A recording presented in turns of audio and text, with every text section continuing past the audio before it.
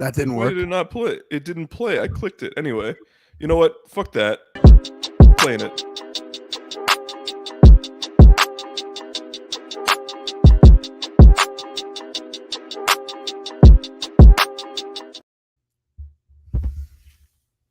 That's right, bitches.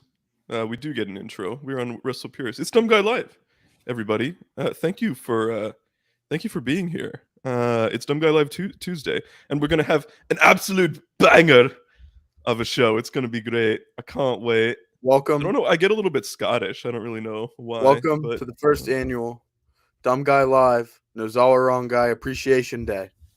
yeah, we should have gotten some Nozawa Wrong Guy images and stuff like that. Oh, maybe I can actually do that while I do the show. That'd be crazy. Oh my god, I literally can. Okay, that's awesome. Turn on the Maria Jose. Light the cigars. It's Mhm. Nozawa time. And then it's like, pero. And that's kind of how that goes. I love Nozawa Wrong Guy. I'm glad he got a retirement in the Tokyo Dome, which most wrestlers don't get. Okay. Teaming with Mazada, which is really the most surreal part. Yeah, Mazada is everybody's favorite Tokyo Dome wrestler. Yeah, it is. Oh my god, it's Dumb Guy Live. Thank you, Portuguese friend. Joao. This is true. I do not job to the intro.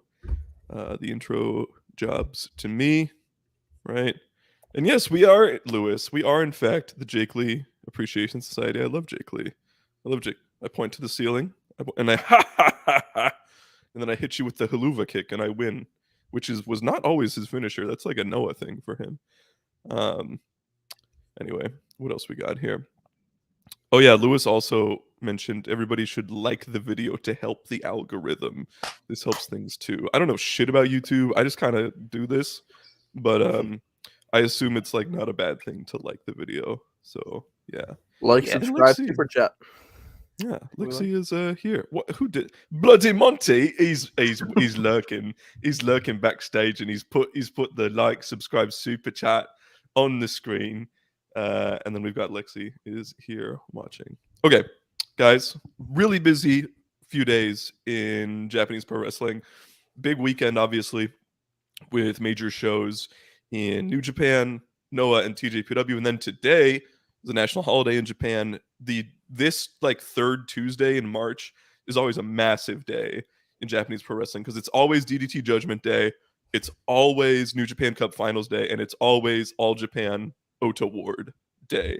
So it's always really big. I remember the last few years really being like stressed out about these days because I am employed, and so it's like there's so much wrestling to watch, but I don't have time. So yeah, I've not watched anything from today except the New Japan Cup Finals stuff, but we'll definitely get into it next week because I know we'll all have watched the important stuff from the major shows of today. First, what we're gonna do though, I assume you guys have watched the New Japan Cup Finals. Yes, both of you. Okay, I chipped away stuff today. Okay, let's go in order. Let's just talk about the last two matches. Nothing all that notable from early on in the show. We'll talk about the vignette that we saw at one point, but the important stuff obviously is the two main matches at the end there. So in the semi-main event, it was Hiromu Takahashi defending the IWGP Junior Heavyweight Championship against Lio Rush. This was Leo's first opportunity at this championship, and I thought he killed it, you guys. He's been getting great reception. I mean, I think everybody kind of knew he's a great wrestler, but he does have a bit of a I don't know, just like a stigma. I would say like a negative reputation around him just because of, his frequent retirements and all that type of stuff. And obviously he essentially talked his way out of WWE, left AEW as well. So he's made stops in the biggest promotions in the country. Now finding himself in New Japan, and I thought he was just great in this match, and he matched up really well with Hiromu. Murph, what'd you think of Leo? He did great. Leo's had a really, rough career the last couple years. He was essentially made like a manager in WWE. And then, he went to AEW, had a couple good weeks, and then that all went to shit. So, I'm happy to see Leo do well in New Japan Junior division. Leo's not the biggest guy. Leo's not going to be someone who's ever going to be like a top guy for promotion. But like seeing Leo as like a junior heavyweight, he can slot into that spot where Dragon Lee was, where he can be the guy. I think that's a good point. Yeah, I like I that. think he can be the guy that can come over, work the Super Juniors, and get to the final if he can. He can be the, when they have a Sakura Genesis, he can be the challenger because they need to slot a guy in. Yeah, New Japan kind of lost all their juniors, from some going to heavyweight, like their Gaijin juniors, some going to heavyweight, and some going to other companies. So, I mean, it's good for them to get a guy like Leo and have him be in that slot. And I hope that Teton isn't another guy who's going to be in that slot. I can't really think of many others off the top of my head. I'd love if New Japan gave a shot to Speedball Mike Bailey. I don't know how that. Me too. But that's a guy that I think he could do that too. But I think having those guys in juniors to be able to come in, have a great match, I think it's definitely a good thing. Jamie. Yeah, agree with everything Murph said. Obviously, like you touched on Parker, he kind of Leo Rush. He kind of does like quick stops in a few promotions and never really sticks around for too long. But I'd hope he's in and around New Japan for a little while because he did really good in this match. I thought he looked like a star as well. I think like just everything about it was like really great. And obviously Hiromu's like he's the junior ace. We know how good he can be. Right. But yeah, I thought it was really good. This was my match of the night. And I think it was pretty much everyone else's. Yeah, I haven't seen anybody who thought even the New Japan Cup finals were better than this, which is pretty, that's saying something. New Japan Cup finals are consistently a great classic match. And so for Hiromu, I almost think this is like weird. I almost think Hiromu has become a little bit like Okada was a couple years ago, where he's so consistently good and fantastic that he almost becomes like underrated, if that makes sense.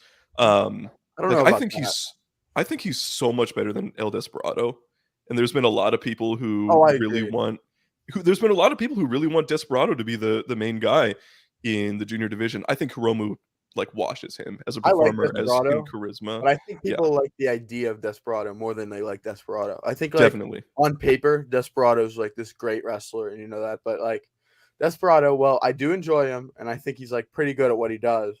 He's never a guy where I'm going to put him as the junior ace. Like he's never going to be your Hiromu. He's never going to be your Kushida. Where is Kushida? Do you know?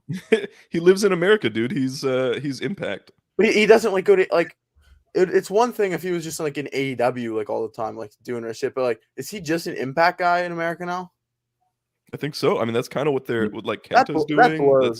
That sucks because like I'd either want him in New Japan or AEW, but I get it. But like, no, Kushida, like you're not gonna have a guy like Kushida in Desperado because Desperado isn't like the flag bearer for New Japan. If you know what I'm saying, like Desperado is really an indie guy stealing a living in New Japan. Mm-hmm. Yeah. It was. I enjoyed this match a lot. I thought it was great. I thought the closing sequence was awesome. I love it when New Japan closing sequences, like a lot of people hate this when they like sort of jump the shark a little bit and do like a million near falls and back and forth stuff. But I kind of love it. It's like, oh my God, keep going. You know what I mean? And for the last, I would say 3 or 4 minutes, all they were doing was just back and forth, bombing each other, killing each other, all this type of stuff. It was great. I'd prefer a match like this where you like have that elongated ending sequence. Like, I don't know what you guys thought of this, but I watched in the TJPW show, the Mizuki Sakazaki match. It felt like that finish just came out of nowhere. Like it was just like I didn't understand. We'll get into that for sure. But like I'd rather have a match with like a long finishing stretch where they're just like throwing bombs and doing all this than just a flash pin and like a big match. So I like that. Really enjoyed this. Really think Hiromu is one of the best juniors in the world, and I think our colleague Chris said that he's getting up there in terms of all-time juniors. There's a lot of juniors who haven't gotten the shine because they've been in places like Dragon Gate, and they've come from eras where junior wrestling isn't quite as valued as it is today. But still, I think even within that, Hiromu. Well, if you think Hiromu came back at 11, Wrestle Kingdom 11 against Kushida. And since then, outside of like his year absence, he's basically been on top for Yeah. about 3/4 of that time. And I can probably name, I mean, I can't even name like It's any like bad, nobody who's had no. that long, that 3 straight best of the Super And there's no Juniors. bad matches. Like he's Yeah. not a guy that ever stinks up. Yeah, he's I great. mean, He the is. only bad Hiromu match off the top of my head was when he challenged for the World Heavyweight Championship at Sengoku. Oh, see, I actually thought that was like the best Evil match. You see, I didn't really enjoy that, so I like Hiromu a lot. So, all right, let's move on to the main event here. Obviously, big implications here. Main event. There's been big news in New Japan since we crazy. last touched with them. SANADA has joined just 4 guys now, just 5 guys because there's 5 of them now. They do, instead of an LIJ pose, they just put their thumbs up together, and they're like, "Yep, we're just 5 guys." Joining up with Taichi, Kanemaru, Doki, and Taka Michinoku. And so yeah, completely overhauled his look. He's clean shaven now. He looks a lot different. I do think he wrestles a little bit different. I think he wrestles with a little bit more urgency. He's been doing like doing Muto, like not like full it's on. Been, yeah, like, I think that's been a little bit overstated. Like he did the Shining Wizard in this match, and it led to the finish. But it hasn't been like a constant thread throughout his matches or anything. I agree, but no, I wish he like went back to like Seiya Sanada. I kind of like the all cap Sanada. It would be cool if he was just like Seiya Sanada, but no, Sanada's a guy who I'm a big fan of. I've talked about how I'm a big fan of Sanada, and I feel like that there something just hasn't clicked forever, like that made him like in the upper echelon. I mean, he had the Tokyo Sports Feud of the Year in 2019, and like him versus Okada is a match that the Japanese fan base. Yeah, one match of the year. The one that ironically American fans didn't enjoy as much. Yeah, they love one match of the year. Sanada Okada. So Sanada as like the centerpiece of his own faction. I love that. And I think that Sanada, like Evil got all this shit like 2 years ago, and I think that Sanada is better, way better than Evil. So I think Sanada deserves this. I'm looking forward to see where they go from here. It's obviously very early. It's only been a couple days. He's had like 2 matches under the just 5 guys banner. But let's talk about the match here. It was Sanada versus the newly crowned Bullet Club leader David Finlay in the finals of the New Japan Cup. This final 4 was crazy. It was Sanada over Mark Davis, and it was David Finlay over Tama Tonga. I don't hate it because I like all 4 of those guys. But it's definitely, last year's Final 4 was Naito, Sabre, Okada, and gosh, who else? Was it Ospreay or Shingo? It was Shingo. I think. Shingo and Sabre. Yeah. Which is like the smallest star out of those is bigger than the biggest star out of this 4. So obviously this New Japan Cup and a lot of the stuff that New Japan's been doing has been about freshening up the title picture, the upper card, the upper mid card, all that type of stuff. Getting going as we head into the summer here. But it was Sanada getting the win over David Finlay. I thought this match was really good. I really enjoyed it. It was not a New Japan Cup Final Classic by any means. But I thought it was really good. I think both these guys are really good wrestlers, and the crowd adores Sanada. They just love him. And that adds a lot. He's got a bit of Tama Tonga in him where the crowd just like really enjoys him. And it makes the matches better because they want to see him win. Obviously, the big story here, he hits the Shining Wizard and then goes ahead and hits that sort of Blade Runner-esque DDT to win the match and win the New Japan Cup. So he will challenge Kazuchika Okada for the IWGP World Heavyweight Championship at Sakura Genesis next month. Thank the Lord. Thank the Lord. You didn't want David Finlay thing. Oh my god, it's so bad. I mean, he's dressing like Jay White.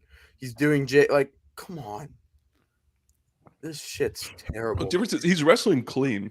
He's wrestling clean, but he's just like, he's the most boring guy. Like I just don't see it. I know you like David Finlay. I don't. I'm always just like give it a chance. Sorry to cut you off, Jamie, but my thought is always like New Japan has built up enough cachet and goodwill with me over the last decade to where I'm like, you know what? I'll give him a shot. I was not sold on Jay White when he wrestled Tanahashi at the Tokyo Dome. No one He was. came, you know, Until he right. actually So grew it's up like, to be- and obviously we've had more of sort of a scouting report on David Finlay than Jay White, what we had. But at the same time, I'm like, okay, let's see where this goes. Let's see what the plan is here. Let's see what's going on. It's weird in that I both really like David Finlay and think he can put on really exciting matches. And I also really just don't buy him as the Bullet Club leader right now. The dyed beard is like so like awful. It looks so stupid. Like I've watched you wrestle for so long and you didn't look like that before. It's really weird. So with that being said, I did think this was a really good match. And I think SANADA was the right winner. Jamie, what'd you think? Yeah, you just made the point that I was going to make. Like, I enjoyed the match because I think David Finlay's like a good wrestler, but like, yeah, when you said this just doesn't feel like the spot for him, like he just feels a bit out of place, and I don't know, that kind of affects like some of the matches a bit to me. I just don't really buy him as like that guy. But no, I think he's a great brawler, and I think that him and SANADA matched up well. Yeah, because I've seen people like didn't like this match, and I think it's kind of like probably the David Finlay problem carrying over a little bit into people's thoughts of the actual quality of the match. But I thought it was good. Yeah, my guess, if you didn't like this match, my guess it's because you don't like one of these wrestlers, which is fine. That's super valid. But it's like, if it was probably, if it's Naito and I don't know, just like some other upper card guy, then it's probably, but it's the same like match, like they do all the same stuff. It's probably received a little bit better. Yeah. So yeah, but that's gonna be that. SANADA is gonna main event Ryogoku in a couple weeks, which is exciting for him. People are not ruling out the chance of a title change. I don't see it personally. I don't think so. There are a lot of people who tend to think that it will happen though. So we'll see about that. Yeah, like looking at it now, like, who do you guys? So if it's not SANADA, who do you think will like eventually beat Okada? Because I'm looking at it like you've just lost two of your top guys, right? Ibushi's obviously out the door; he's been out for a little while, and then Jay White's now gone. So you've lost two of your consistent title challengers. You've obviously still got Shingo and Ospreay. Yeah, I was gonna say, I wonder if Ospreay was supposed to win the New Japan Cup. I do wonder if that was in the cards. If you put a gun to my head, which I say a lot, and I get it, I say you put I think Ospreay at Dominion. I think Ospreay. Yeah, I think Ospreay makes sense. It's like he's never had an actual run at the top. He had his one, and then he got injured, and then there was the weird thing where most of the Western talent was like, "Fuck this! I'm going to live. This pandemic sucks. I'm going to live in America and the UK and all that to get away from this," which I think makes sense. Is fair. So yeah. $1.99 super chat from Breewu. SANADA is greater than SANADA. I assume what Breewu is saying here is that he likes the new SANADA better than the old it's a 5. SANADA. 5 SANADA. It's like five guys. Oh, I get it. I didn't see the 5. Yes, good eye, Merv. Okay, excellent. What I would say though is, I think in a perfect world, Shota Umino is the next champion, but I don't think he's there yet. I think New Japan. I don't think so. I think if he was there yet, I think New Japan would do that, but he's not there yet. I think he's about a year or two away from being able to win the championship. So that's something to monitor, I say. Yeah, I wouldn't rule out SANADA, to be honest, just because I'm looking at who else it could be. Yeah, and, there's just not that many top guys in the company that makes sense where you could feasibly. They have a giant upper mid card right now. Yes, but very few top. Top of the line guys who you could see necessarily winning. So we'll see about that. I mean, SANADA winning and putting on great performances. I mean, that's a way to elevate somebody, though. It's not like he's old. He's like 35. He's still like firmly in his prime. He looks younger now, I think. I think so too. He looks way younger, and I think the look is definitely an improvement for SANADA. Monty doesn't think Shota's even close. I kind of also don't think he's that close right now. But we'll see what happens there. Okay. More things I want to talk about with this show. after the junior title match, I meant to mention this, but I went straight into SANADA. There was a challenge. Zack Sabre Jr. came out to talk to Hiromu. He shows a video. There is a new member of TMDK, and he is Robbie Eagles, who will be... Oh, get out of here, Murph. He will be challenging Hiromu at Sakura Genesis for the junior heavyweight title. I think that there will be a title change here. I think Robbie Eagles is going to win the junior title and hold it through the Best of the Super Juniors tournament. Yeah, so Murph, you're not a fan of Mr. Eagles? Is nothing. He's so nothing. He's bland. No. He's so bland. No, he's good. You could pick any random white guy off the indie scene, and that's Robbie Eagles. No, he's good. He targets that leg. Great. Yeah. Okay. What's next? Like he's like what's a guy on the indies that I think's like Robbie Eagles level? Don't say Blake Christian. I was thinking that.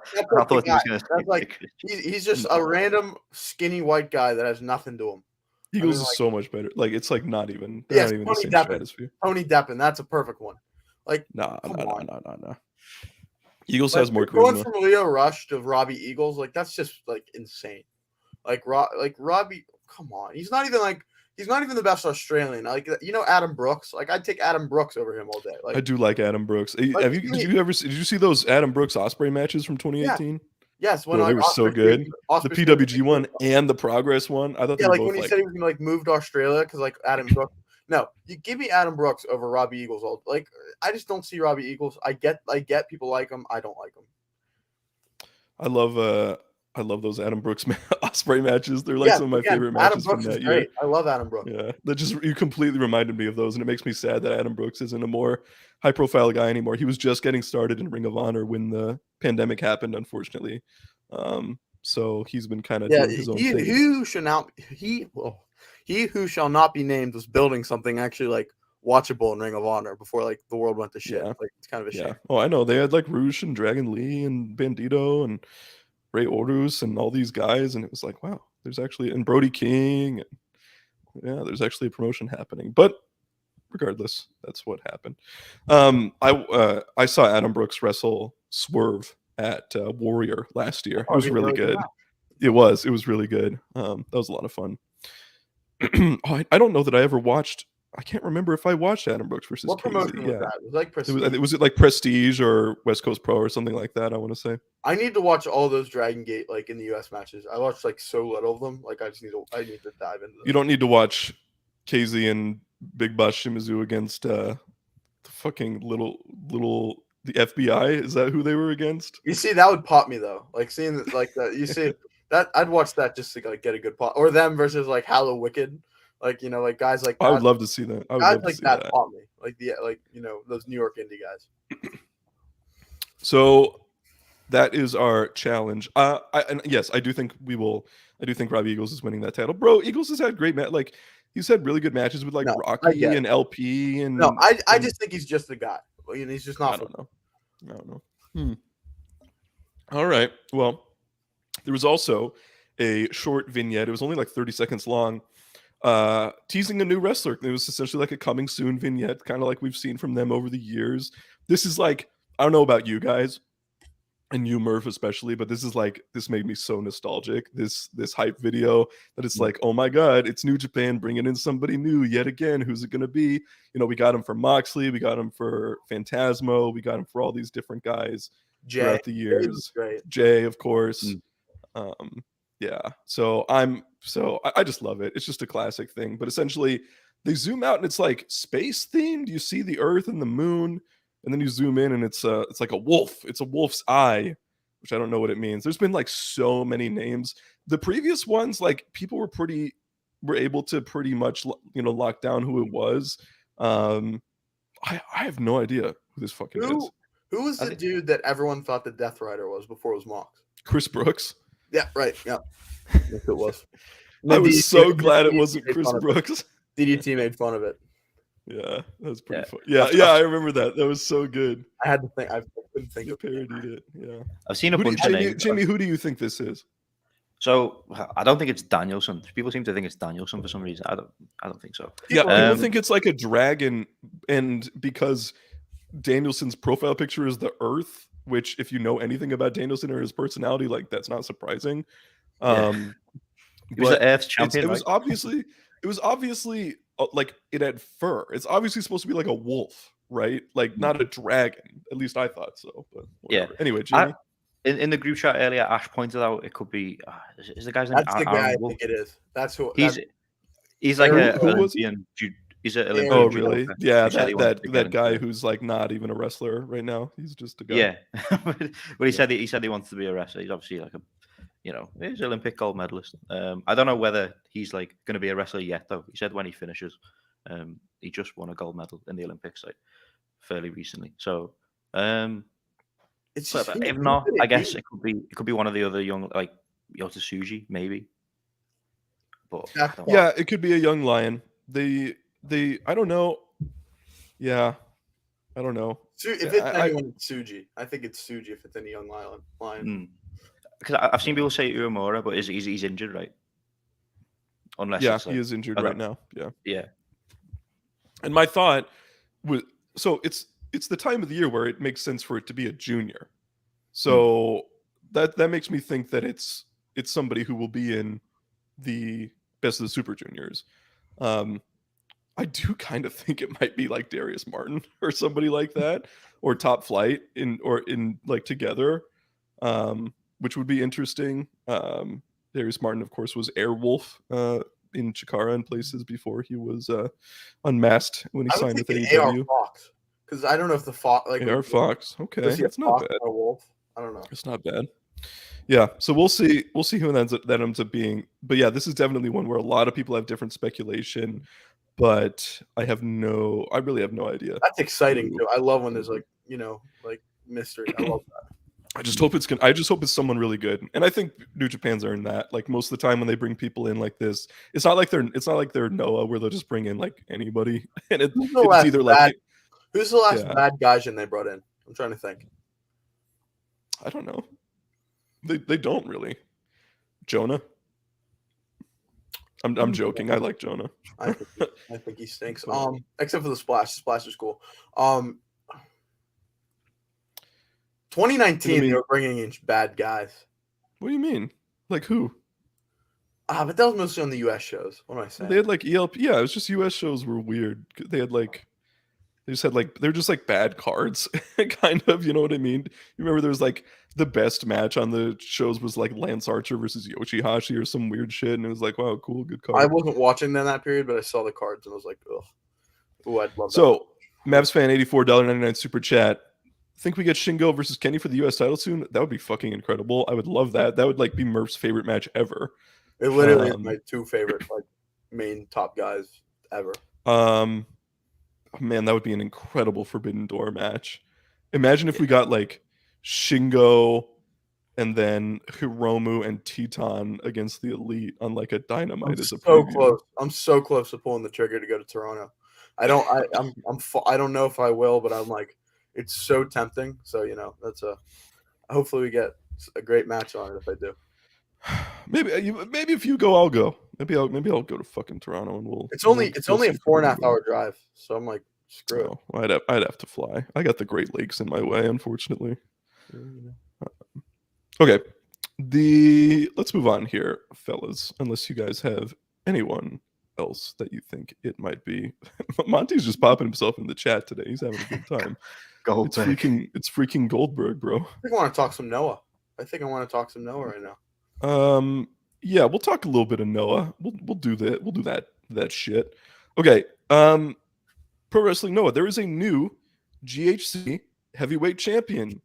It is. Hold on. Let's do one of these here. Let's check. Yeah, it is Jake Lee. It's the good-looking guy, Jake Lee. He is the new GHC champion. He is the 11th person to be a double GHC and All Japan Triple Crown champion. Everybody else is like a first ballot Hall of Famer. Then Jake Lee. And it's Jake Lee. Yeah. Jamie fucking called it. on the did. show. Hold on a I knew second, that Lewis. one. Hold on a second, Lewis. Lewis, I need to pause right there. Whoa. Jake Lee is not that handsome, bro. He's like the most handsome guy like in the company. He's a good looking guy. What can I say? Okay. Anyway, Jake Lee is the new GHC heavyweight champion. A lot of people pissed off about this. I get it if you're like into the Kaito thing. You know what I mean? I do love Jake Lee though. It's one of those things where like if I was booking the promotion, would I have had Jake Lee win this match? No, I probably wouldn't have. But I really fucking love Jake Lee. Like he's like a good guy. You know what the biggest thing that like made me confused about this? Why were there 2 more good-looking guys that popped out out of nowhere in the entry? Like, how about that? They secured him at the start of the show. We didn't say they were going to be good-looking guys. I thought they were just going to be like junior regulars or something like that. Well, they are good-looking guys. You know. I don't know if Yohei's a good-looking guy. I guess he does have a lot of female fans. Tadasuke would like to think himself a good-looking guy. I hope Tadasuke still does the thing where he looks at himself in the corner, even though he has to. He's got to do it like more and more. That's his thing. It's Tadasuke can. Anyway, yes, we have a new GHC champion. Jamie, you called this last week. You thought that we were going to get a title change. I did not think that at all, really. What'd you think of how they did it? What'd you think of the match? What'd you think of the booking, and where do we go from here? Yeah, I enjoyed the match. I saw a lot of people. This is another one similar to the New Japan Cup final where I saw a lot of people hate it, and I think mainly because of just like more so the booking than the actual like match quality itself or whatever. But no, because I think Jake Lee's really good. Yeah, I just thought it was good. Like some nice big spots. I like his haluva kick finish. I think that's cool. It's really brutal. It looks nasty. Yeah. It's like a legit. There's some wrestlers who could try a haluva kick and it would not be like convincing as a finish, but his definitely is. Yeah, because he's just a big tall fucker, right? It's like Drew McIntyre in the Claymore. It's very much like that. Yeah. Yeah, I buy it as his finish. But yeah, no, I thought it was a really good match. And in terms of like where we go from here, we obviously have the Nakajima match next. And yeah, like I get it with the Kiyomiya thing. Like obviously, if you're really big on Kiyomiya, and you're like, how they're building him up, then I can see how this could be like a bit of a shame. But I like both options. So I was like fine with it either way. So yeah, go on, Mev. My theory is that they promised this to Jake Lee when they got him in December. That's my theory. I think they told Jake Lee he was going to be champion if he signed with Noah. That's just like what that was kind of the vibe I got from it. I don't know. I don't get the sense that Jake Lee was in that high of demand, that he was in like a negotiating position. New Japan at least sent a feeler out. Like, do you think New Japan had no interest? I genuinely think New Japan had zero interest in him at all. Like they were like, nope, I'm okay, I'm good, thank you. I don't know. This on paper, this makes no sense. On paper, this is like, what are you like? I don't understand this at all. But also, I'm Jake Lee pilled now. I think I like Jake Lee. Let's go. I think I'm sold on Jake Lee, and he looked great in this match. They made this match like a Jake Lee showcase. Like Jake Lee looked great. He wrestles a little bit different than he did in All Japan. It's not quite as, he was very much trying to get over his character. Yeah, when he was in Total Eclipse, he was really trying to be like a ring general, slow it down type of thing. Now this is a lot more just impactful Noah style. And I think it could come down to presentation too. Like I think All Japan's presentation lends itself really well to really fast-paced, high energy, high lots of like moves per minute, I guess, whereas Noah lends itself really well to just being really strong and impactful, hitting big moves, the way they mic up the ring and everything like that. I think that makes sense. I'm not surprised that Jake Lee looks a little bit better in Noah than he did at the end of his All Japan run. The crowd for this match I really liked. I thought the crowd was great. The reaction after he won, I thought they were like, "Whoa, seriously?" Well, he's like, "Oh, Jake Lee." I'm really happy it was on Japanese, so I didn't I could see that like reaction because when there's English available, I tend to watch on English just because out of ease. I get most people don't, but the Japanese commentary was great for this. No, Kiyomiya played his role perfectly, and I think that Jake Lee versus the Showtime man is going to be pretty interesting. I don't know when that is. Is there a date announced for that match? Yeah, it's I actually have it. It's in Sendai. It's at like Sebio Arena. Was that or the whatever cool that's arena called. with like the Yeah. video boards? It's got cool lighting. Yeah, it's Yeah, I like that arena a lot. What is it? It is Noah Green Journey on April 16th. A few more matches announced for that show. Ihode Dr. Wagner Jr. defending the national title against Jack Morris. Masaki Tamiya and Daiki Inaba defending the tag titles against Sugiura and Taniguchi.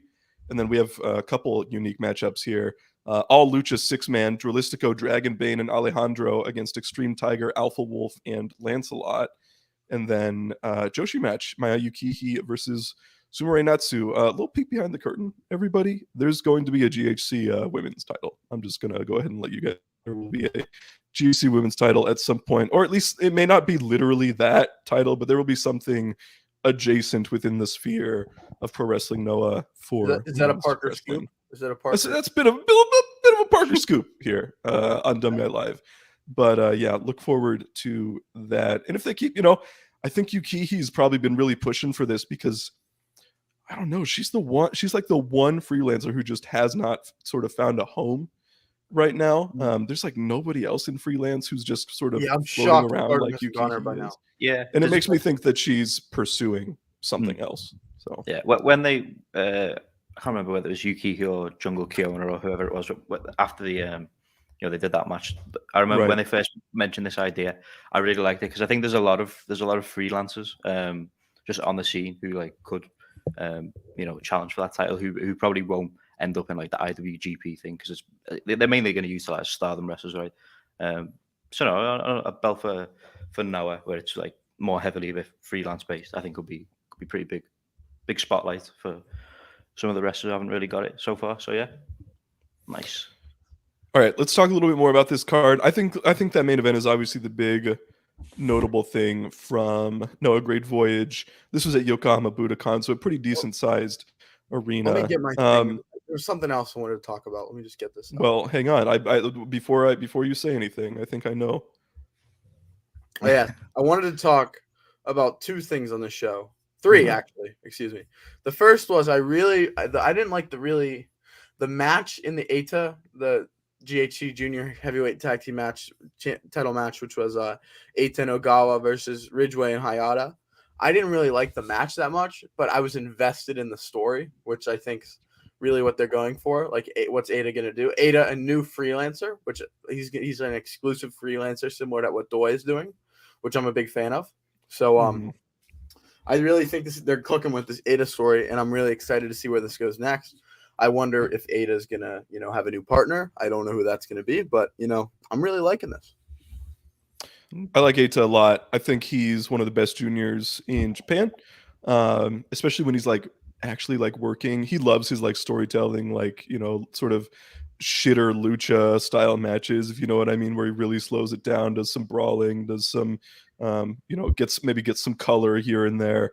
But I really do think when he's on and trying, he's one of the best, and he's just very compelling. Like, he knows how to make his matches really interesting and easy to get into. And yeah, Eita's hero is El Hero de Paraguay. Right. That's his hero, and I think that he's trying to be him, which I think has its good and its bad. But basically his career path since what was it, April 2021, has just been I want to be Perito, and I think that he's trying to do that, and it's working. So. Lucha Eita has been great, and I'm really excited to see what the No Molestar man does in his next endeavors, which I think Dragon Gate, just like on a quick tangent, Dragon Gate looked like they were going to put everything behind Eita last year, and then they didn't, which made me think that like I feel like this. Well, they kind of did. I mean, he main evented Budokan. I was talking about Dragon Gate. Oh, sorry, no, my apologies. I was expecting Dragon Gate to put everything behind Eita, and they didn't. So I feel like this exclusive freelancer thing was kind of months in the making. But no, I'm really excited for Eita does next, and I really like this Eita and Ogawa story. I like Eita a lot. I think it's really good. Not a whole ton to talk about with the rest of the show. Masaki Tamiya and Daiki and Inaba successfully defended the tag titles against Keno and Manabu Soya. I thought this was a pretty good match. Funny, since Keno and Manabu Soya are the new All Japan Tag Team Champions, so it's very interesting, and I'm really excited to see what they do with this little cross promotional thing between New Japan, and also Kano will be challenging for the Open the Twin Gate Championships with Shuji Kondo against the big time at it's a crazy match right there. I love it. Dragon Gate and Shinjuku. We're not going to go over the card, but I'd like everyone to look at that Dragon Gate card for Shinjuku face because it looks awesome. It's the Masaki Mochizuki produced card. If you guys are curious, tremendous. I did not really enjoy this show from Noah. I thought the main event was really good. I like the main event. And I was intrigued with how Shuhei Taniguchi just pinned Takashi Sugiura. Just beat him clean. Yeah. Just like, what the hell? But yeah, I thought everything else was pretty marginal. Tag title match, that was the second best on the show. Nothing else on the show. Lancelot is still electric. I still think he's an electric wrestler. You know, he's something. Lancelot is pretty bad, you guys. I do not really enjoy this Lancelot. I like Extreme Tiger though. He's real good. Okay, let's. Jamie, anything else, or should we move on to the Joshi side of things? No, I think that's pretty much it on the Noah and New Japan front. Let's do it then. Tokyo Joshi Pro Wrestling had their Grand Princess show at the Ariake Arena? Ariake Coliseum, yes. The one of their biggest shows of the year, every year, of course. Grand Princess. Main event here.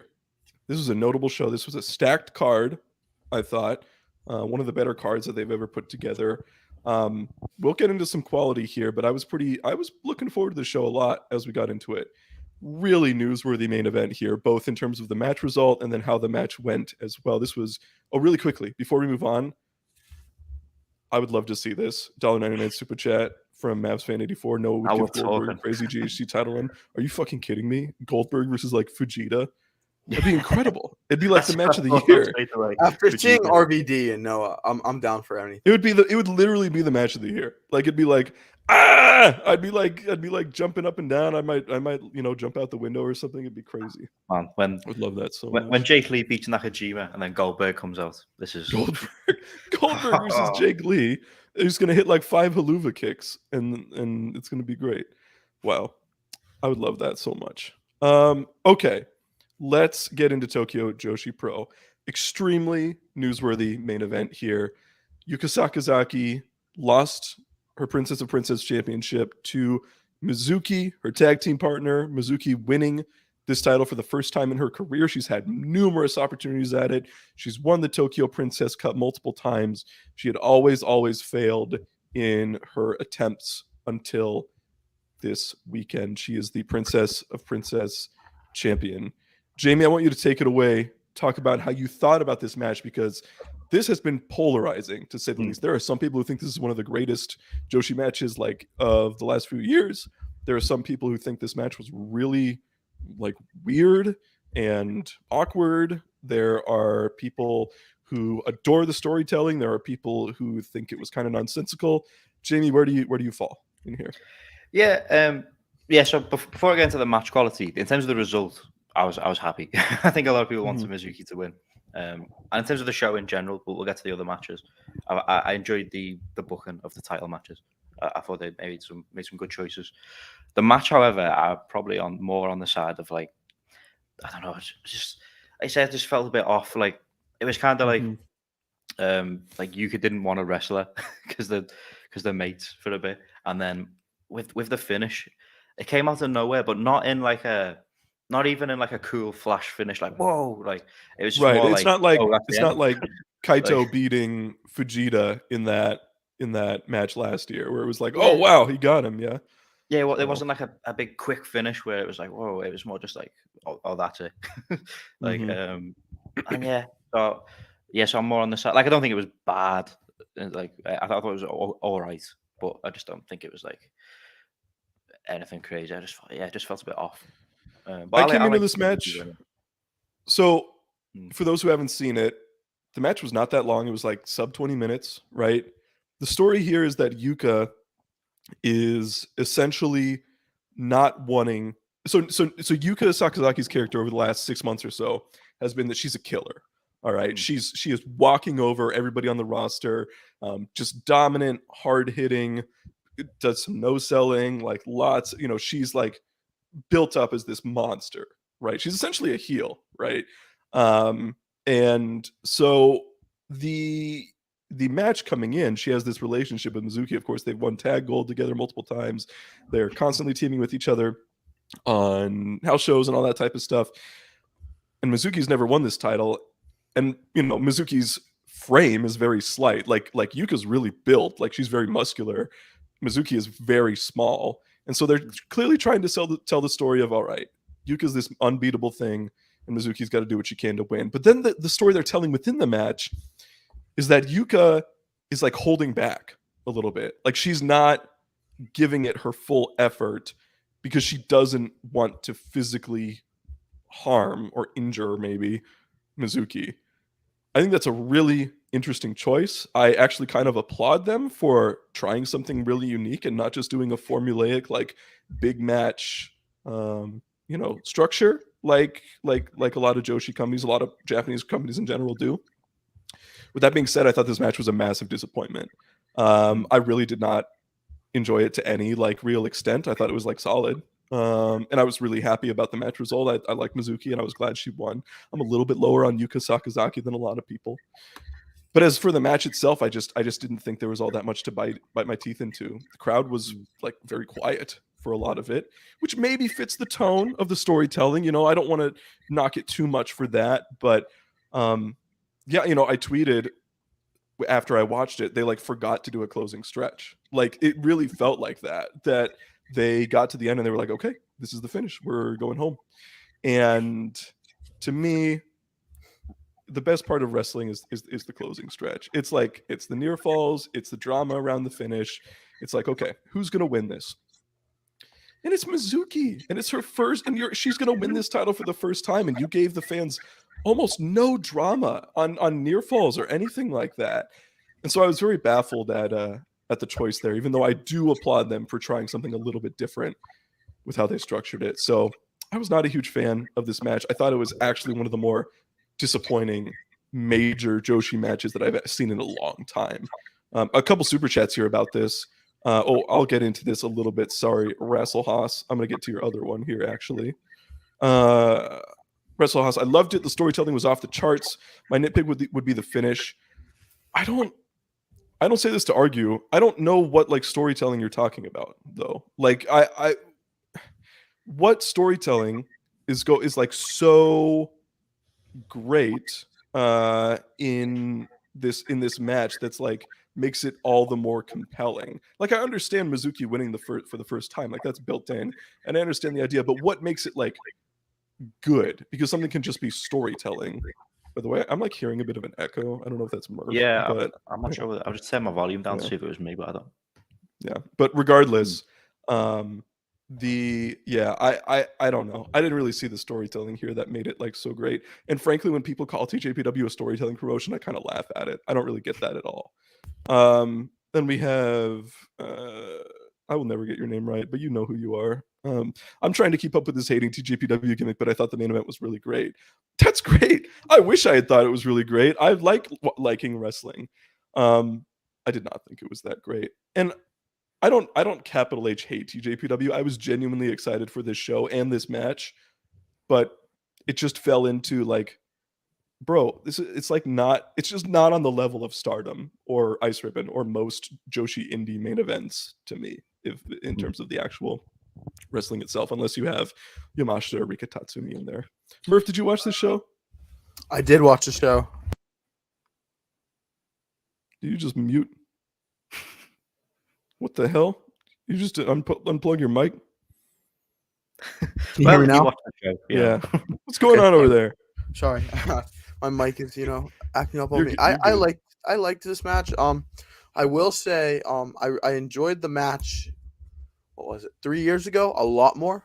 Yeah, Wrestle Princess original main event, Tokyo. No, I like Rome that City Hall. so much more. Yeah. If you redid that match but had Mizuki win, I think that would have been perfect for me.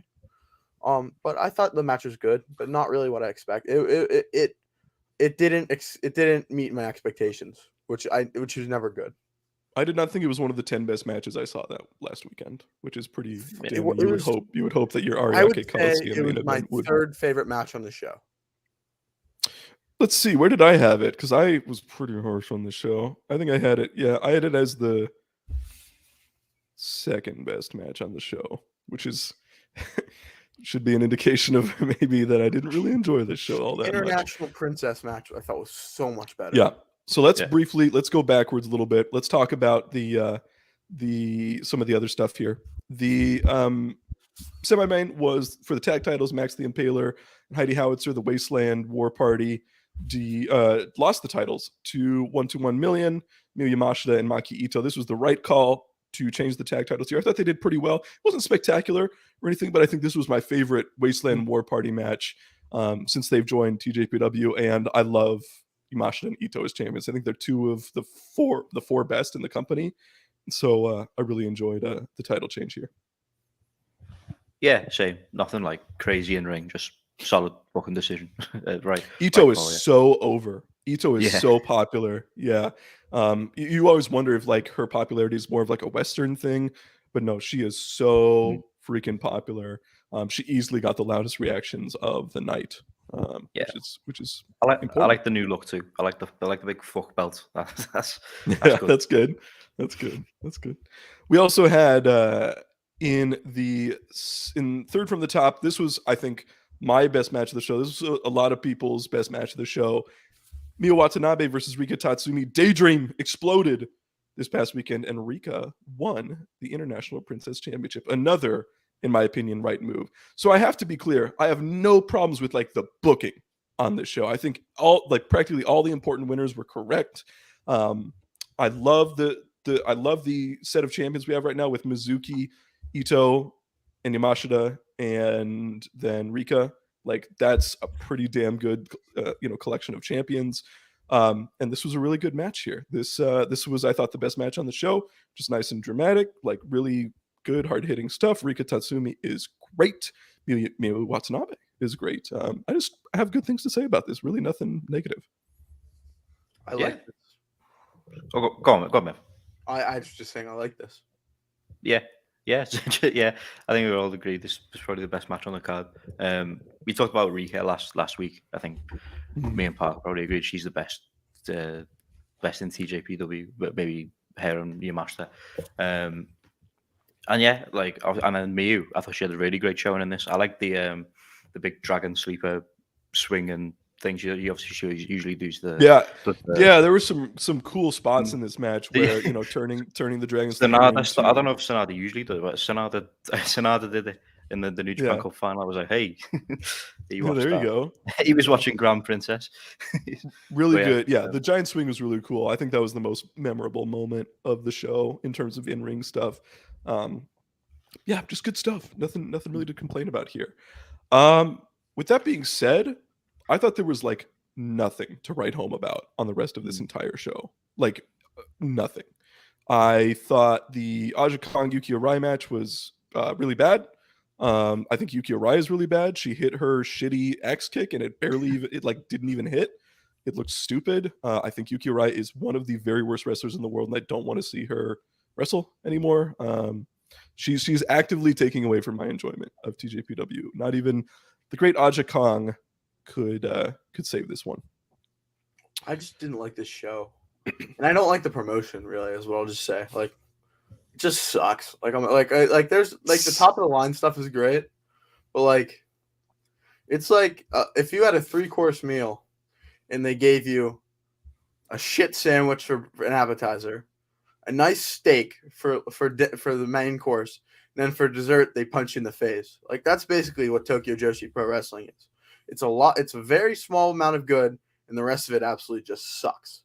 I get people like the storytelling, but how should I say this? I wish people were more honest on what they like about Tokyo Joshi Pro Wrestling. I'm not going to elaborate, but I wish people were more honest on what they see in TJP. If you were honest, if you just like cute women like being performers out there, that's super chill, bro. I like K-pop a lot, and that's pretty if you much like what cheery, like smile, like the up girls going beforehand. If you like that, just Rock say and it. Train. Don't say you like the storytelling. Like, fuck out of here. Like, it's just like, come on.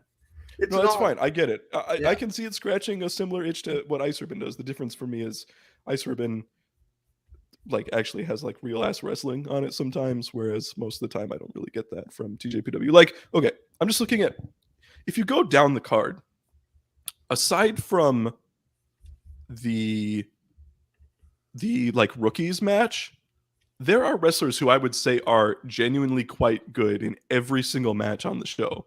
Like, obviously they're good wrestlers in the 3 matches, you know, the 3 title matches. You have Aja Kong, you have Saki Akai, Mei Saruga, Shoko, Nakajima, Ryo Mizunami, you know, Yuki Aino, who I'm a fan of. I know she's kind of not the most exciting wrestler necessarily, but I enjoy her matches usually. And then in the opener, we have Suzume and Arisu Endo, who I liked that a have lot. I really like Suzume and Arisu Endo, and I wish they just did something with them.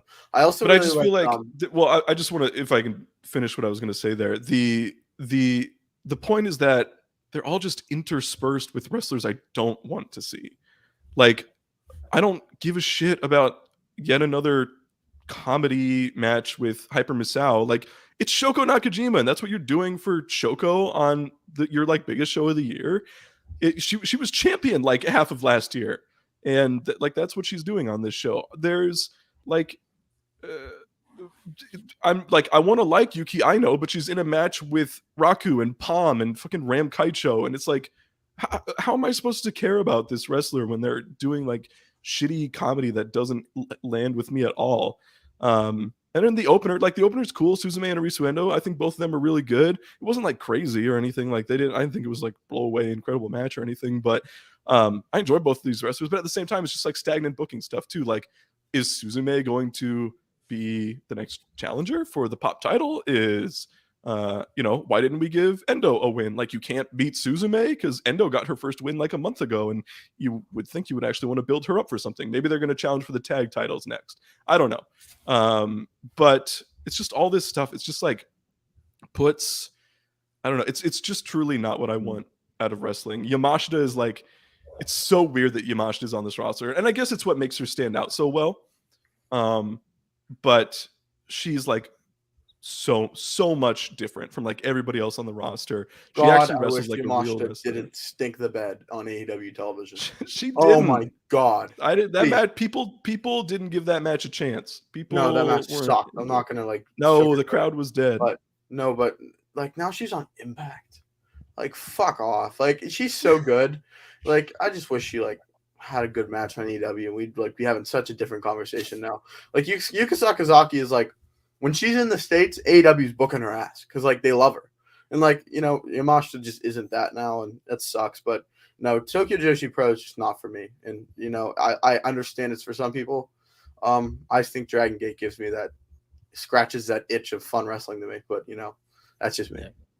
Yeah, I think even like when they do something that like is kind of exciting, I always worry that they're not going to follow up on it as well. Like so, like one of my worries after this show, and you know, it's just like going off like past things. It's not even like they've done anything. But so when Rika won, I was like, yes, Rika won. What are they doing with Miyu? I'm slightly worried. Yeah, it's like, where does she go from here? Is she going into the world title picture, or like what's the plan? Because like I wouldn't be opposed to it being like next up, right? I think maybe from a storytelling point of view, give you the storytelling promotion that maybe the next champion should be like Maki Ito, because she has a past with Mizuki or something like that. Yeah, I'm not opposed. Yeah, but like, you know, if they go with Miyu, then that's also good. But I'm just slightly worried that now she's lost the belt, she's gonna kind of slide back down the card, and they're not really gonna do too much with her. But because she's really good, she's one of the, like, you know, easily one of the better ones there. Right. So, and I guess just to sort of put a bow on our TJPW conversation, and you know, talking about things like storytelling and how that's, I think, a big draw for a lot of people. Obviously, okay, so what's the story in this main event? Mizuki is challenging her tag partner, who has beaten her over and over, who has been champion multiple times. Meanwhile, Mizuki can't get there, right? This is literally the exact same story they told almost 3 years ago in the Tokyo Princess 1 main event, right? There was nothing gained, in my opinion, to extend the story another 3 years, and then finally Mizuki wins it. Like, there's nothing to me that makes that more inherently more interesting than if Mizuki had just won it the first time. The first time that this match happened, people were like, "Oh man, Mizuki's got to win this one, right?" And then she didn't. What's insanity is doing the same thing like over and over again. Wow. That's like what Tokyo Joshi Pro is. You're like Voss from Far Cry 3. Sorry, I've been playing Far Cry recently. I love those games. I've never played that game. Oh, Keem's here. Are Hey, dumb Keem. guys good-looking guys or just dumb guys? Bro, what do you... Hold on, there's a comment from... I'll scroll up here. Hang on. There we go. That is your answer. All right. That's your answer, Keem. What just Murph didn't make the cut? Yeah, no, Murph didn't make the cut. Sorry, buddy. Wow. I'm like Otis. And yeah, and I hope that it doesn't come across like we're like trying to mock you or anything. Like, if you like what you like, that's completely fair. It just doesn't hit with me, and a lot of people's justifications and stuff don't like for why they like TJPW or why they like certain matches or certain things they do. They don't just really resonate with me. So, regardless, that was like what you like. I don't like Stardom. Yeah. It's Jamie's favorite promotion. Like, it's like what you like, because wrestling. There's so much wrestling in the world. It's like stupid not to like just like what you like and not worry about, like, I don't watch WWE, I don't watch Stardom, I don't like either of those, so I don't watch them. So, it's how it is. Jamie, there is a pretty big Stardom show coming up this weekend. We've got 2 pay-per-views this weekend. 2? Wait, what's the other one? Am I stupid? There's New Blood Premium and Cinderella Round 1. Oh, Cinderella Round Run. That's right. Yeah. Let's talk about New Blood first. Okay, so this Saturday, New Blood Premium. Obviously, New Blood started last year. It's like the free YouTube show. We get like the youngsters, the rookies, and a few outside names. We finally got the first New Blood pay-per-view, and we have some new belts for this New Blood show. Just looking at the card, I've pulled it up here. We've got like a little trios match, a 3-way tag. Hanan, Hina, Momo Kogo, Saida, and Rina and Raku. That'll be your opener. We've got that's probably the match of the year. we've got 2 debuts. We were meant to have 3. We unfortunately have an injury. Who got injured? We've got 3 new trainees. Minami Komomo, who is like the little high speed wrestler. She was meant to be facing Hazuki. She's now injured apparently and will be delayed. That's a shame. I was really looking forward to that. Apparently Hazuki's her favorite wrestler, so that would have been nice. But we have 2 other debuts. We have Julia facing Aya Sakura. I'm looking forward to this. By the looks of it, Aya Sakura has a bit of like a karate background, so I think she'll be my type of wrestler, throwing some kicks. We've also got Hanako debuting, who is now the tallest active Joshi wrestler, apparently. It's crazy. Yeah, we got teaming with Lady C. They should team with Lady C against Maihime, so that's nice. I'm wondering. Obviously, the first New Blood show, we had Miyu Amasaki's debut, and she joined Queen's Quest like pretty much straight away. So I'm wondering if we get any like faction implications. Oh yeah, I could see either Sakura or Hanako joining, because they're obviously both up against DDM wrestlers, and there's a void in DDM after Himeka retiring. So I could definitely. I think Hanako would maybe make more sense to fill that void in terms of like a big, horse wrestler. But we'll see. Oh, Hanako's wrestled before. We've seen her as Risa Ferra or something like that. She wrestled on Prominence against Risa Serra. She's like a university wrestler by the sound of it. So we've seen a little bit of her. Elsewhere, we've got Miyu Amasaki, we just mentioned, against Shuri. That'll be another one where Amasaki's just going to get battered. But, she's a regular on these New Blood shows. She's gotten like no better to me. She's not. She doesn't wrestle often. She's always. She seems to like be either ill or injured like a fair bit, or just absent a little bit. Yeah. But yeah. I don't know. It's. I want to see her. I think she's like this is me. I think she's like really cute. I want to see her do well. I'm like I want to support her. but she's like not that good. 2 hours She's kind of more. like Lady C, to be honest, in my opinion. Yeah. Every picture I see of Miyu Amasaki, she looks like concerned, slightly. Yeah, she's always like taking pictures of how somebody's like beating the shit out of her. She has like chop marks on her chest or something. It's like, dude, you're allowed to fight back. It's wrestling. And then we have the New Blood Tag Team Championships, which is we got a new title. It looks real. Have you seen the belts? So I don't know that I've seen the belts, but I do like these semifinals. Yeah, the belts look like really different to any other Stardom belt. Like, I don't know, just like, I like them. Very different though. So we have an All God's Eye semi-final, which you got Mirai, Tomoka Inaba versus Ami Sourei and Nanami. I think that'll be pretty good. I expect Mirai's team to go through. Nanami's not. Nanami's just there to be pinned. She'll probably take the pin there. And then in the other semi-final, we have Mai Sakurai and Chanyota versus Starlight Kid and Karma, of course. Haruka Masaki's evil alter ego. I think I would say the favourites for this tournament are probably that duo of Starlight Kid and Karma. The only kind of way I can see them going out is Karma likes to get herself DQ'd with fireballs. But so I don't know. I would also, not sure whether they'd belt up Starlight Kid in this kind of New Blood division. I think she's kind of being it's weird. Things, so I don't know. You would think like Mirai won Cinderella last year, and Starlight Kid has wrestled in the Tokyo Dome. Like, I don't know. It would just be very weird to me to belt. I mean, I guess you want to establish them, but it's New Blood. Like, it's not like this is the show's promotion. On. Yeah, they're not like every week, are they? They're not going to detract from this other stories you're telling in other places. So I guess, but I'll probably go for Starlight Kid and Karma as well. That'll be my guess. I'm leaning towards them as well. And in what I assume is the main event will either be this match or it'll be the finals of the tag tournaments. I think the finals are the main event. I put that as the main event in my spreadsheet, which is usually pretty accurate. Yeah. So I think that's what it's going to be.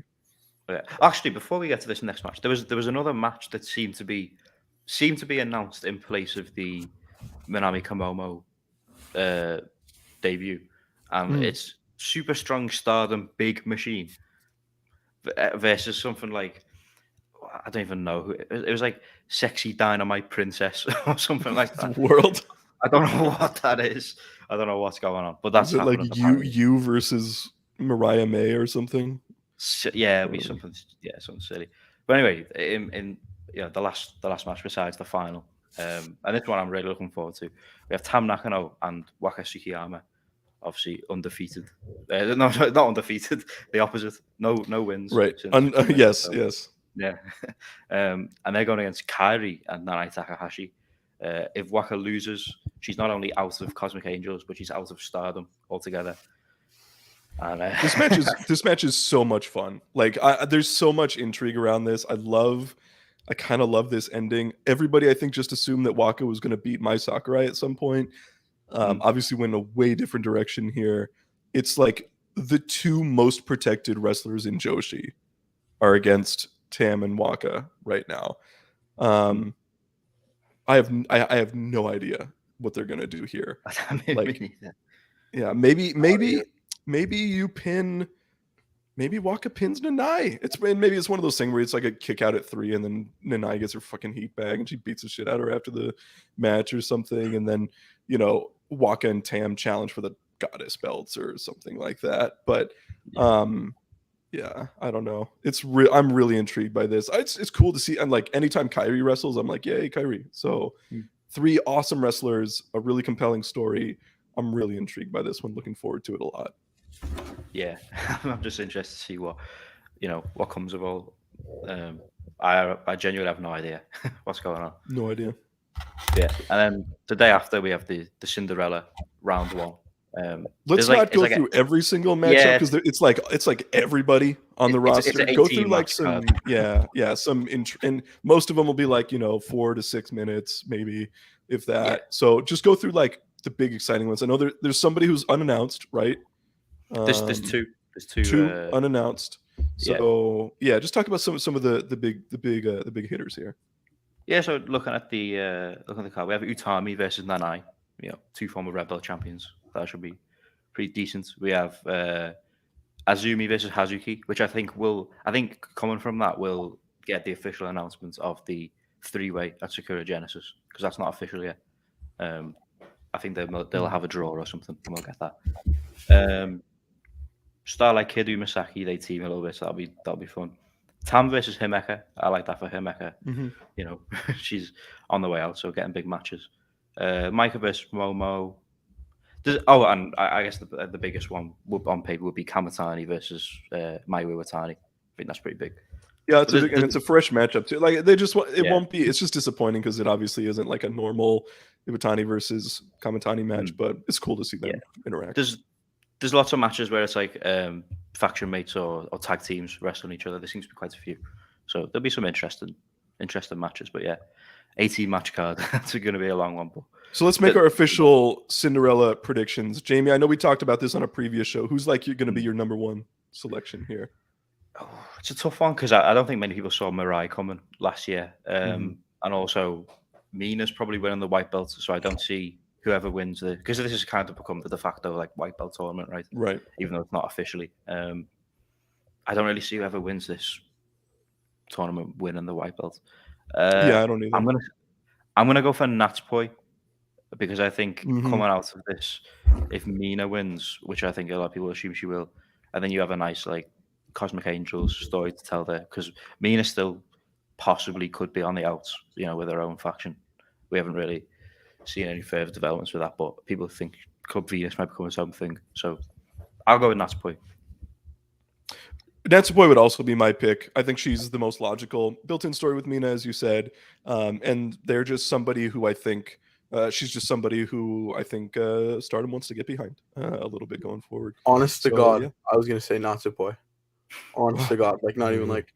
So I'm gonna. Poi is the dumb guy choice for. I'm gonna switch it up and say Mariah May. Mariah May? Mariah May. I don't think Mariah May is winning the fucking Cinderella, but we'll see about that. Now watch Natsupoi like lose round 1 or 2 or something, and we just have no idea. Okay, so that's gonna conclude our Stardom talk. There was, of course, like I said, there was All Japan at Ota Ward today. There was DDT Judgment, which was like a 6-7 hour show at Korakuen Hall today. It was like 6.5. It had 15 matches. Which it sucked because if it was a nice like 7 or 8 match card, we'd be like talking, wow, what a great show. But since it was like all these fucking matches, and I'm a dumbass. I watched the Pheromones match. I say I'd not, but I did, and I literally like, not to spoil it, but I don't think I'm gonna be spoiling it for much. They had a spot where they had all 5 or whatever was Pheromones in the corner with their asses out, and the referee had to go in each one's ass. Like, oh my god, cool. It was fucking awful. There's another pheromone now. It's like the Shiner Ball or something like that. I skipped those segments. I don't know who that is. But it was not good. It was not good at all. Just from DDT Judgment, the matches that I would recommend. I would recommend Doi and Endo. I thought was pretty good. Main event, it was fine. I really liked Akiyama and Kotaro. I think that may be my favorite match. Samurai Del Sol did very well against Yuki Ueno. And I enjoyed Takeshita Takagi. I enjoyed that. Yeah, I've heard good things about that one, and I'm not surprised because Takeshita's really good, and Takagi's the type of guy who he'll do what it. Yeah. I don't know how this crowd was hot for 5 hours, but it was. That's the one thing. It was a great crowd. They love DDT, bro. Takeshita Takagi had a great that was an emotional match. Takagi, it was like Takagi turned back the clock there. He did like what he does best, which is not a great match, but he'll like get the crowd on its feet. Yeah, and it's that's what matters. And Takeshita's obviously it's hard to have a not great match with Takeshita. It's just Yusuke Okada. I keep saying this all the time. He was in the rate match, and it was just like Yusuke Okada is so damn good. Yeah, and like DDT is like not going to do anything with him ever. His match with Yuki Ueno for the Universal title is like one of the best DDT matches like since the pandemic, in my opinion. Yusuke Okada, they had a great match a while ago. DDT is just not what it was like in 2020 and 2021 for me. And it's just not what it was. And yeah, I agree. Okay.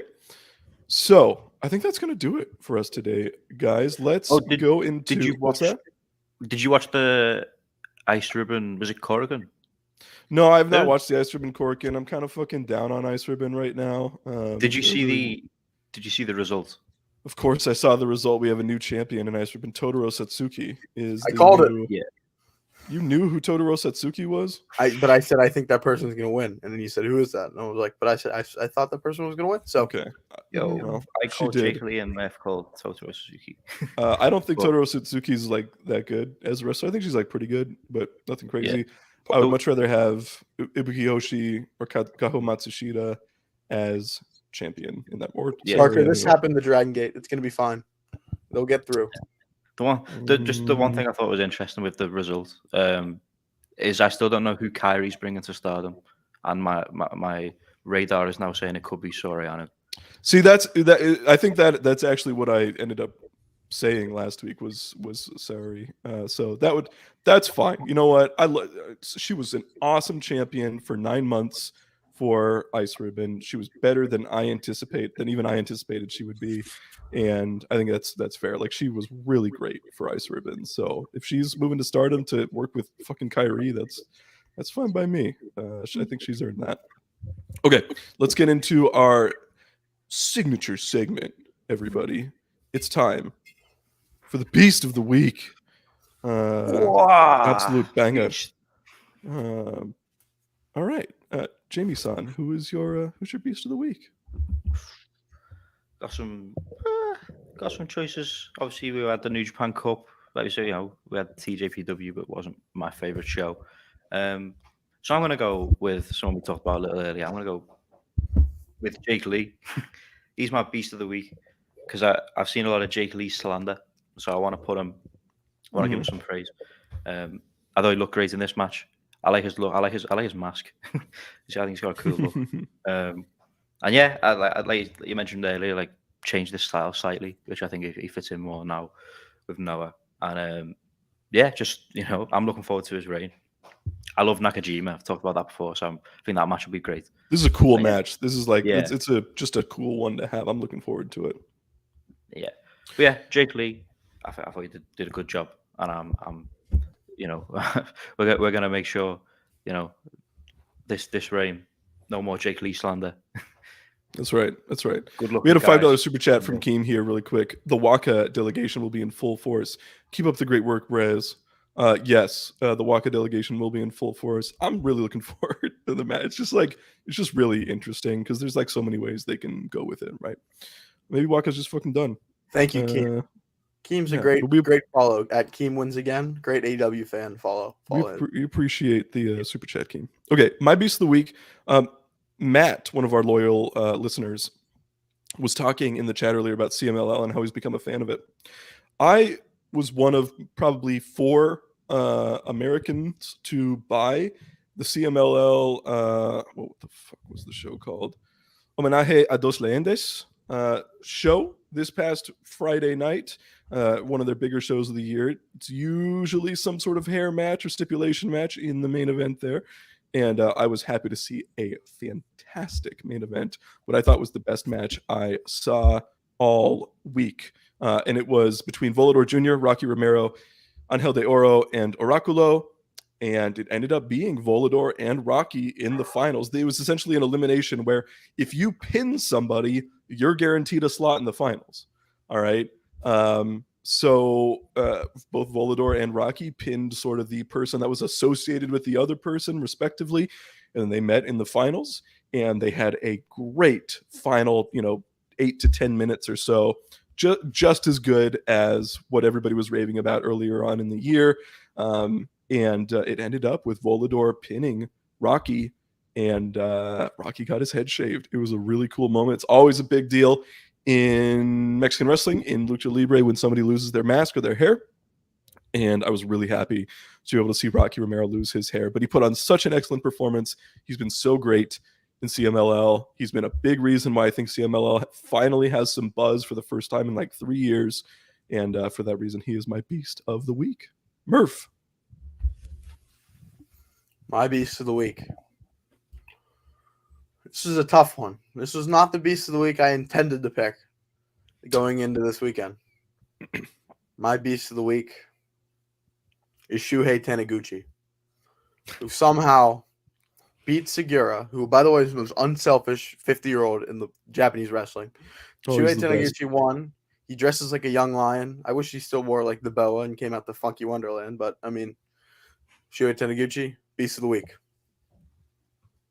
Funky Wonderland. Okay, so our beast of the week, Jake Lee, Rocky Romero, and Takashi Sugiura. Guys, anything else? Shuhei Taniguchi. What did I say? You said Sugiura. Oh, sorry, my apologies. Shuhei Taniguchi. All right, guys, I think that's going to do it for us. Next week, we'll be recapping Stardom from next weekend, and hopefully we'll get some match announcements for the card. Hopefully we'll have the full Sakura Genesis card, and we'll obviously have some matches on the tour there as well. There's also next weekend Amakusa defending the GHC Junior Heavyweight Championship against Lancelot. So we'll see how he does there. But aside from that, we are actually getting into WrestleMania season. So I think I'm gonna have a little new game next week. You know, you love my he's got games. I'm gonna have a new little game next week, so it's gonna be all fun and games. That's exciting. So look forward to our game that we played too. Also, we'll be talking just like a programming note for the next few weeks. It's WrestleMania weekend, and we're finally like sort of out of this goddamn godforsaken pandemic. So there's actually like Japanese and Mexican wrestlers coming to Los Angeles to perform over Mania weekend. So we will give you full recaps on those, right? DDT, TJPW, AAA, all putting on full shows at Ibushi's back. Ibushi's back, right? Ibushi's back. We've also got a New Japan Impact card. That card looks great, by the way. Mm-hmm. So really looking forward to all that type of stuff. All right. So for Jamie, for Murph, this is P wishing you all a good rest of your week. Thank you all for watching. Stay dumb.